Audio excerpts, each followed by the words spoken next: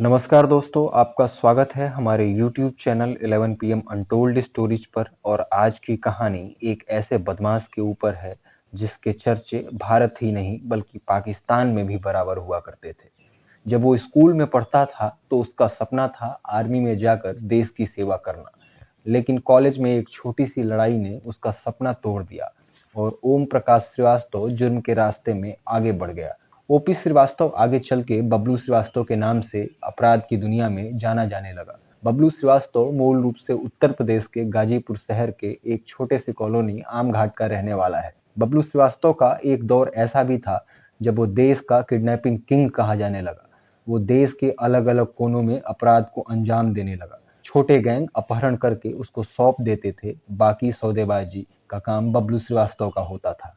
बबलू श्रीवास्तव बचपन में बहुत शांत और मेधावी छात्र था। उसके पिता पॉलिटेक्निक कॉलेज के प्रिंसिपल थे और बड़े भाई आर्मी में बड़े अधिकारी थे। घर में पढ़ाई लिखाई का माहौल तो था और शायद यही कारण था कि बबलू भी प्रशासनिक अधिकारी बनना चाहता था। बड़े भाई का चयन जब आर्मी में हुआ तो उसे भी वर्दी की चमक भाने लगी।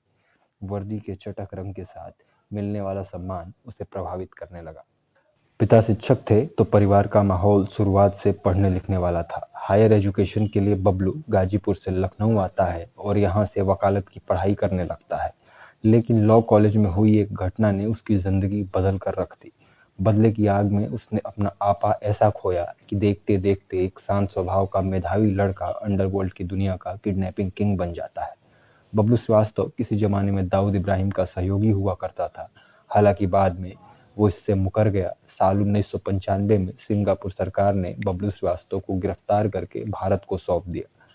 पिछले 28 सालों से बरेली जेल में बंद बबलू श्रीवास्तव पुणे में कस्टम अधिकारी एल डी अरोरा की हत्या में आजीवन कारावास की सजा काट रहा है। एक वक्त ऐसा भी था जब बबलू श्रीवास्तव दाऊद का करीबी था। हालांकि दाऊद ने जब मुंबई ब्लास्ट की साजिश रची तो बबलू श्रीवास्तव ने दाऊद को अंजाम भुगतने की धमकी दी और वो दाऊद को खुद से अलग कर लिया और छोटा राजन के साथ मिलकर दाऊद की फील्डिंग लगाने लगा। तो ये भी जाता है कि छोटा राजन और बबलू श्रीवास्तव के डर से ही दाऊद को पाकिस्तान भागना पड़ा। वहीं 1995 में जब बबलू श्रीवास्तव की गिरफ्तारी हुई उसके ऊपर 60 से अधिक मुकदमे दर्ज। इसी बीच सन 2000 के दशक में पाकिस्तान के कराची शहर में आतंकी सरगना और लश्कर-ए-तैयबा के चीफ हाफिज सईद के घर पर बॉम्ब ब्लास्ट होता है। उस समय पाकिस्तान सरकार ने आधिकारिक बयान जारी करते हुए इसके लिए भारत सरकार और बबलू श्रीवास्तव को जिम्मेदार बताया था। बरेली जेल के अधिकारियों के अनुसार 25 सालों में बबलू श्रीवास्तव के व्यवहार में बहुत परिवर्तन आया है। उसने जेल की काल कोठरी में ही बैठकर अपराध पर 3 किताब भी लिख डाली। उसकी पहली किताब 2004 में अधूरी ख्वाहिश के नाम से आई थी। वहीं 2018 में उसकी दूसरी किताब बढ़ते कदम नाम से आई, जबकि तीसरी किताब क्रिमिनल का काम पूरा हो चुका है और यह किताब भी प्रेस में छपने को चली गई है। धन्यवाद। आपको ये कहानी कैसी लगी अपनी राय कमेंट बॉक्स में ज़रूर दीजिएगा और अगली कहानी आप किसके बारे में जानना चाहते हैं ज़रूर बताएं। चैनल पर नए हैं तो सब्सक्राइब करना न भूलें।